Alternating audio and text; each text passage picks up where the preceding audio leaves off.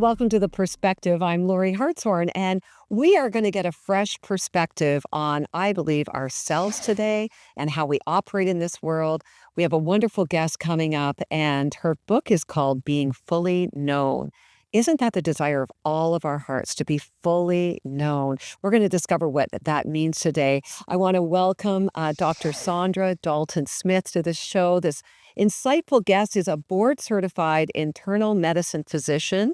She's an international speaker, and she's the CEO of Restorasis, a workplace well-being consulting agency. She's also an award-winning author and the host of the I Choose My Best Life podcast. I love that title. Well, Dr. Saundra's latest book, Being Fully Known, The Joyful Satisfaction of Beholding, Becoming, and Belonging, speaks directly to one of the biggest struggles of our time, I'd say for all of us, the pressure to prove our worth, right?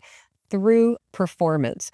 You know, in a culture that often values what we do over who we are, many of us find ourselves caught in that cycle of striving and restlessness and discontent.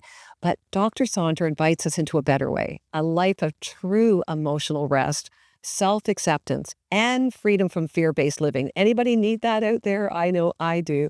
I can't wait to dive into this conversation and explore what it really means to be fully known.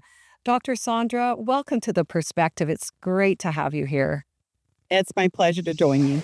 Well, thank you for writing this book. Let me ask you, what was the motivation, or where did this book come from? It's a continuation of the conversation I started in my book, Sacred Rest, Recover Your Life, Renew Your Energy, Restore Your Sanity. That book gave the framework around my research on the 7 types of rest. And we have an assessment at restquiz.com. We're up to date. We've had over 500,000 people who've taken our quiz to determine their rest deficits. And we started to notice that there was just this high number of people who struggled with 3 specific areas: spiritual rest, emotional rest, and social rest. And so those are the 3 areas that I go much deeper into in this particular book. Is this something, Dr. Saundra, that you have personal experience with? Was this a journey that for you as well? That's how it all started. It was not one of those things where I just love research. I burned out. I burned out about 5 years into clinical practice. I've now been in practice over 20 years. And so at that time, I had no desire to change what I was doing as far as my career, but I needed to figure out how to be sustainable in a high stress profession. And that's where the work with the 7 types of rest began. And so it was very organic, just me trying to survive a career. And it's just really been surprising how much it's helped other people at this point. Well, you know, often the messages that we share are from our own story, right? Our personal experience. When you burned out, did you quit? What did it look like? Some people say, well, I don't know whether I'm burning out or not. What are signs of burnout? What did it look like for you? Yeah, so the World Health Organization actually has some very specific criteria around describing burnout. Number one is that you're tired all the time. You have a deep level of fatigue. Number two, you no longer find joy in the work that you do. So there's a level of depersonalization from the passion, the work that used to bring you joy. And number three is the work you produce is at a lesser quality of what you're capable of. You're showing up every day, but you're not really giving from the highest level of your capacity. And so when someone has all 3 of those checked off, clinically, we describe it as burnout. Yeah. And what happened with you? Did you take some time off, or what did you do at that point when you realized I'm burned out?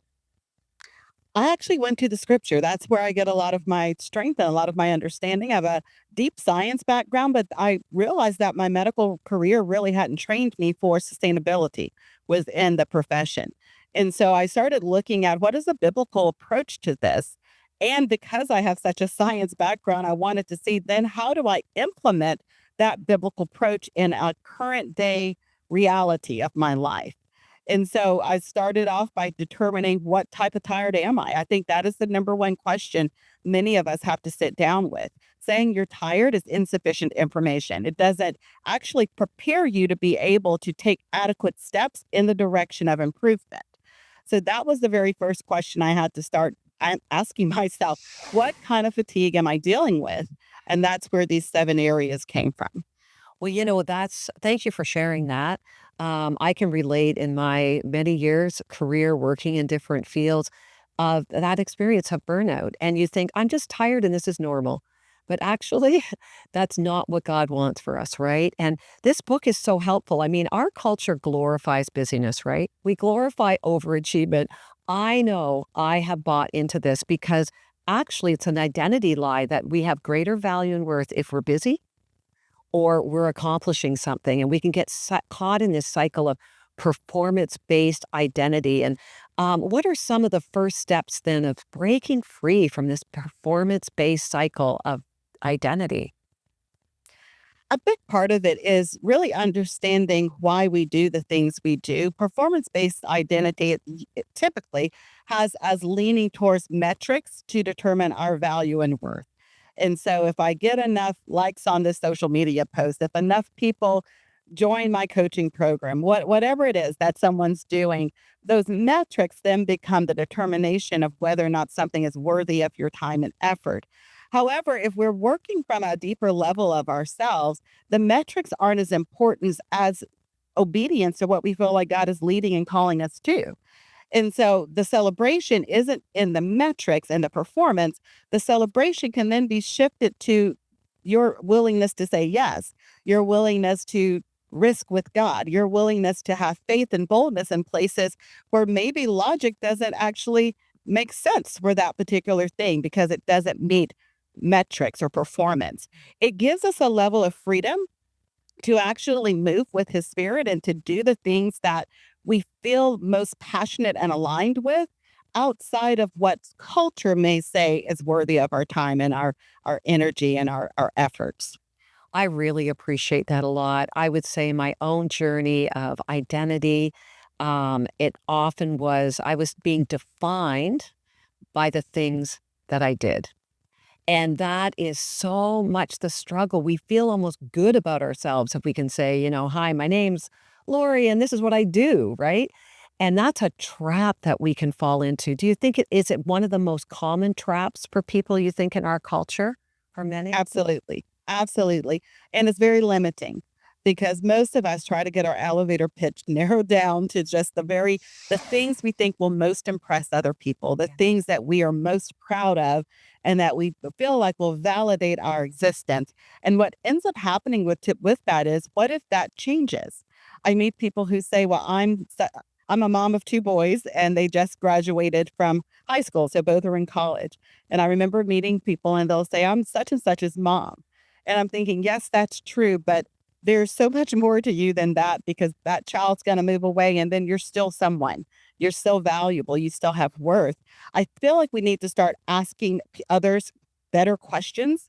Questions like, what's moving your heart? Where do you see the evidence of God in your life right now? What excites you? What makes you want to get out of bed in the morning? Questions that actually get to the heart of a person rather than superficial questions that can change with the wind. Careers change, roles change. What are the things that are the deeper part of you?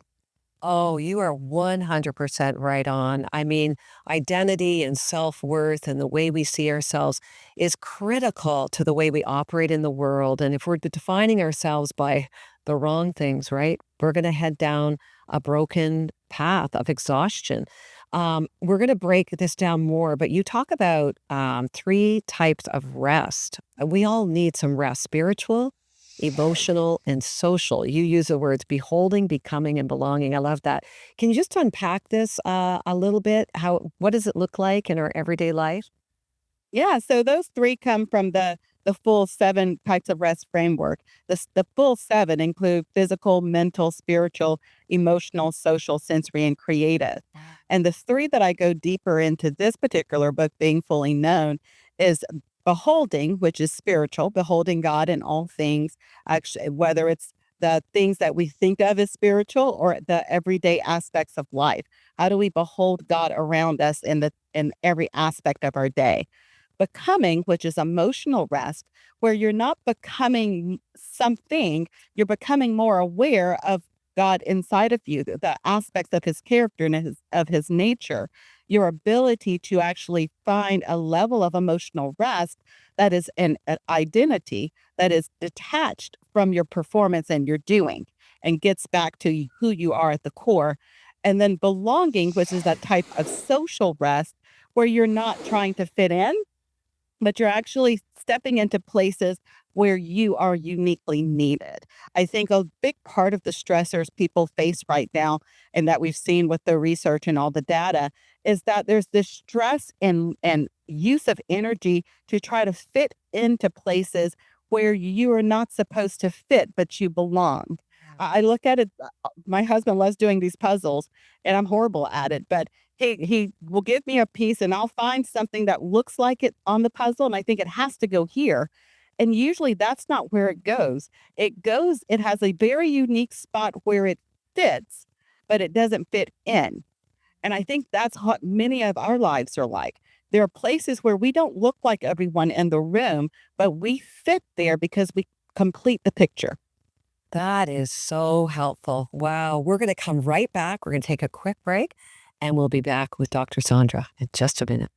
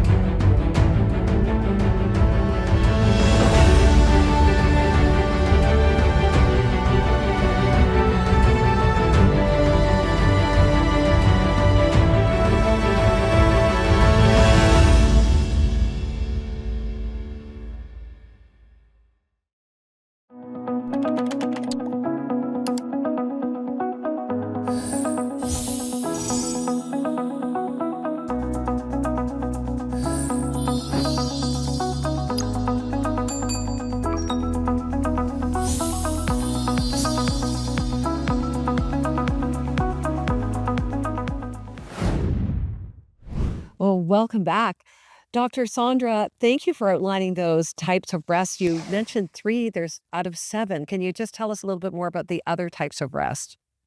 Yeah. So, one of the other ones is physical rest. I think most of us have had that episode where you go to sleep at night and you wake up still exhausted. And so, physical rest is not simply sleeping, it also includes active forms of physical rest, which include things like massage or stretching, things that actually improve your lymphatics and circulation within your body. Mental rest specifically is looking at how you clear your mind, and it includes things like meditating on the word, mindfulness type activities, things that like even time blocking that help you to concentrate and focus better so that you don't have that brain fog. The other types include sensory rest, which look at the sensory inputs in your day. A lot of us don't realize how background noise actually fatigues us. And so if you're in a particularly noisy office space, you may need to have some sensory rest activities to actually help you not feel irritated or agitated using things like noise cancellation earphones at times, or maybe driving home with the radio off at times rather than listening to music because you need those moments of sensory reprieve. And then finally is creative rest. I think a lot of us have experienced it and didn't know what it is. If you've ever felt rested or restored at the beach or the mountains, or even looking at artwork or listening to music, when creative elements, nature or man-made creativity inspires you, brings that awe and wonder into your life, that's creative rest. I love what you're sharing with us. I just feel, well, you're a doctor, you're the expert here, but I feel like even as I listen to you, it's such a holistic approach to actually caring for yourself and not getting overwhelmed by all the activity, the performance, things in your life, and creating space and creating margin. Is that what I'm hearing you say? Oh, absolutely. I think a big part of it is a returning to Sabbath keeping. And I know we don't typically in our culture celebrate Sabbath as like some other cultures do, but I think the mindset behind it is one that we need to return to. I feel like a lot of us have excellent work ethics. We have no problem showing up at work early and staying late. We have zero rest ethic. And then we wonder why we're exhausted and we burn out so quickly and easily. And so there's a reframing of how we view rest as a negative and as pulling away. And if we start seeing rest as the place where you get poured back into to do the work that you're called to do, you approach it in a different way. Yeah, I totally agree with that.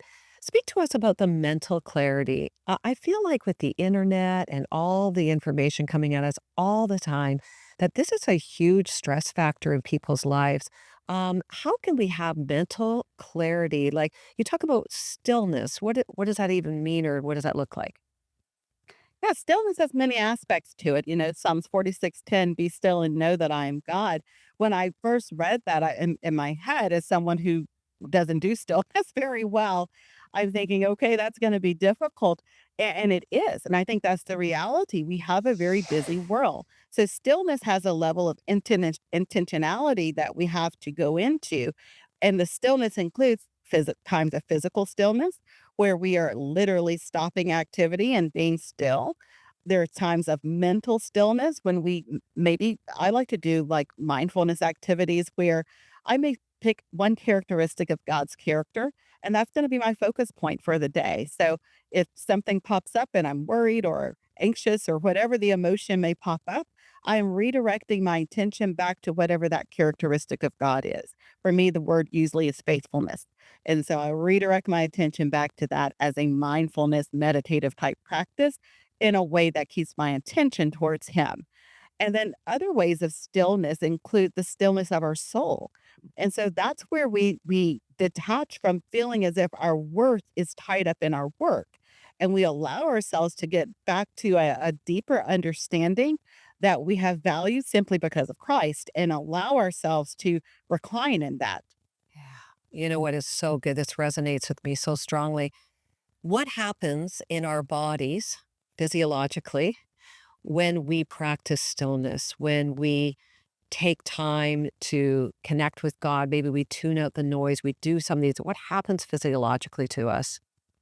One of the I share lots of research in the book Sacred Rest, that talks about this, specifically around around the spiritual rest aspect of it.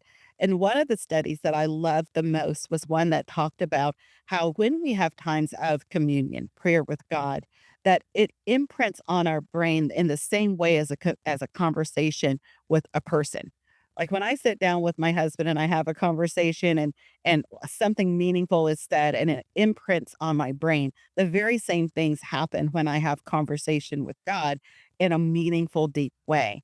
And I think when we start looking at just the sense of peace that often accompanies those times, we can see how our cortisol levels are going down, how our stress response hormones get improved, how we end up getting to a place of deeper levels of relaxation within our physical bodies as well. We can see all of the negative kind of chronic health related aspects of stress, but most of those are improved with times of rest and restoration. You know what? That is so powerful. I think sometimes we forget how connected everything is within this incredible human body that God has created. And, sometimes going back to your point about exhaustion, I mean, some people feel I'm exhausted, I'm burned out, I just need to lay on the couch, you know?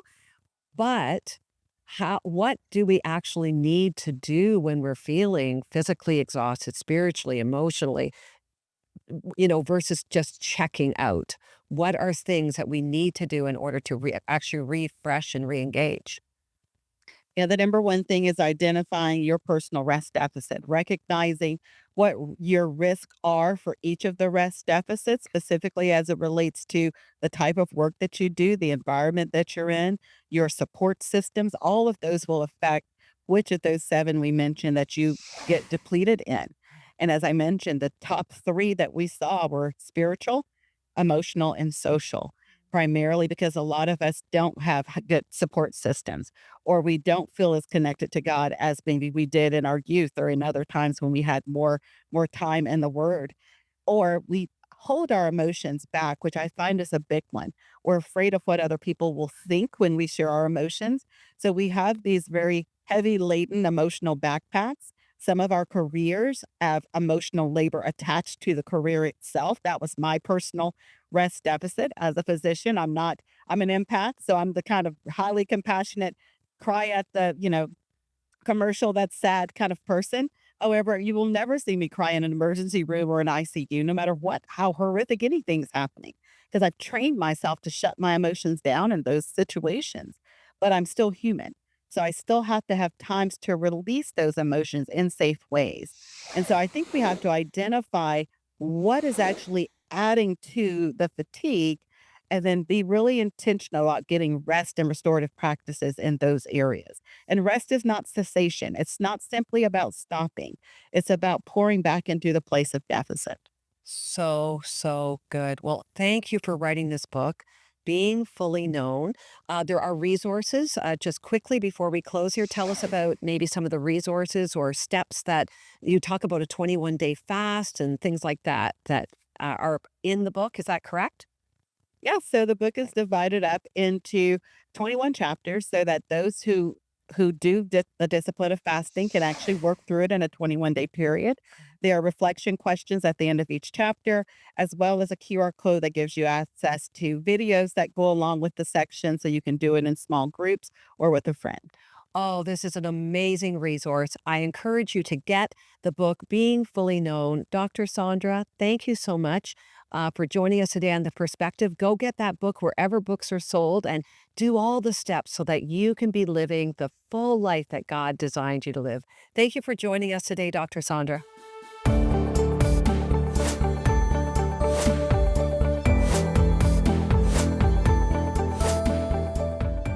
You ever been in a situation where you've been caught in a storm and you know how important it is to find a safe place, a refuge? Well, I haven't experienced that when I've been on a ship, but I certainly have when I've been on my motorcycle. And you look for the closest place that you can turn into. I remember one time driving across the prairies in Canada and one of those prairie storms came and the rain was just pouring down. And I'm thinking, God, I don't want to die this way. And thankfully, as I came over a rise, I saw the lights of a gas station and a little motel.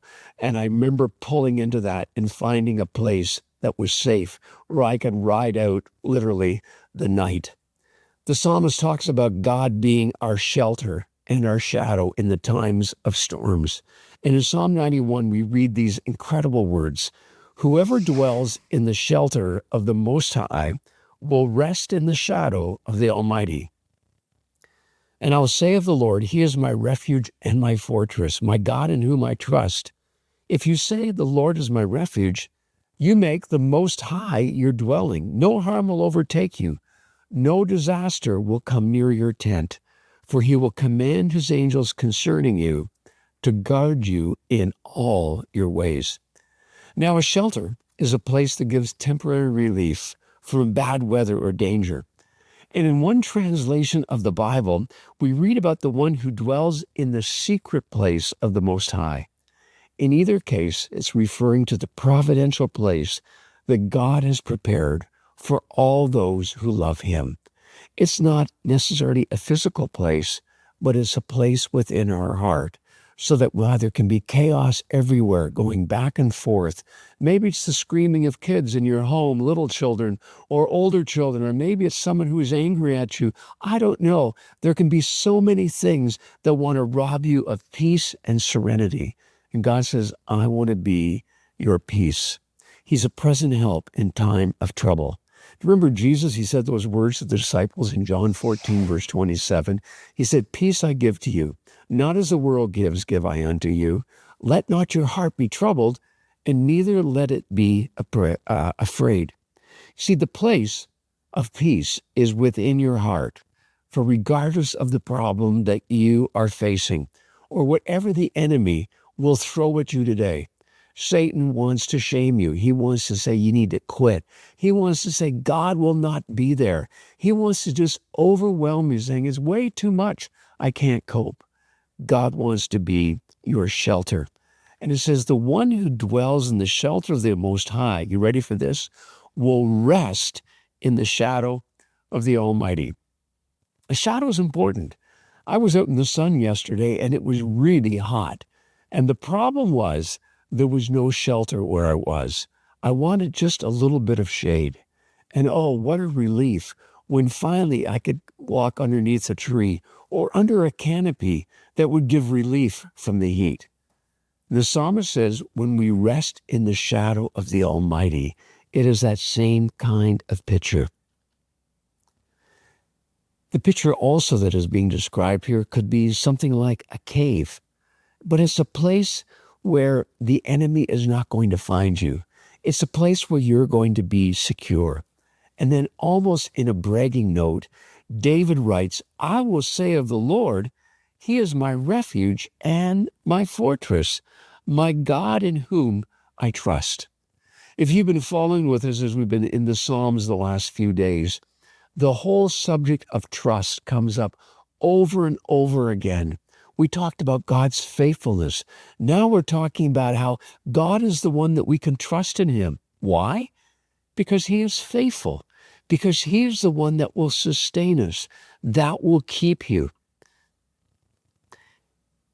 What the psalmist is writing here is a poetic reminder to each of us about the reality of Christ's hope and confidence that happens when we place, you ready for this, our trust in him. And this place of rest is for the whoever we might be. It doesn't matter if you're rich or famous or unknown or poor or broke. It doesn't matter. The place of rest is for all of us as we turn in faith to Christ.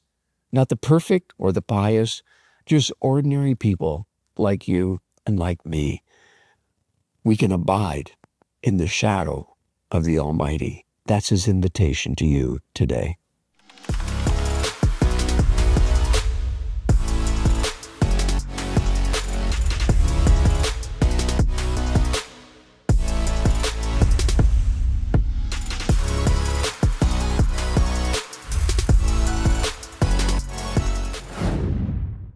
Well, welcome to our kitchen. And here on the table is one of my wife's favorite books that she's reading. It's called Practicing the Way by John Mark Comer. And what it says is, be with Jesus, become like him, and do as he did. That's what it means to be a disciple, to be a follower of Jesus. And so to help you in that journey of being a disciple, we've prepared summer sound bites, a daily devotional that you can get by going online. And you can get the digital download, or you can request that we send you the printed copy. I mean, I don't know about you. I use my phone all day long in digital platforms, but I love holding something in my hand. We'd love to mail this out to you.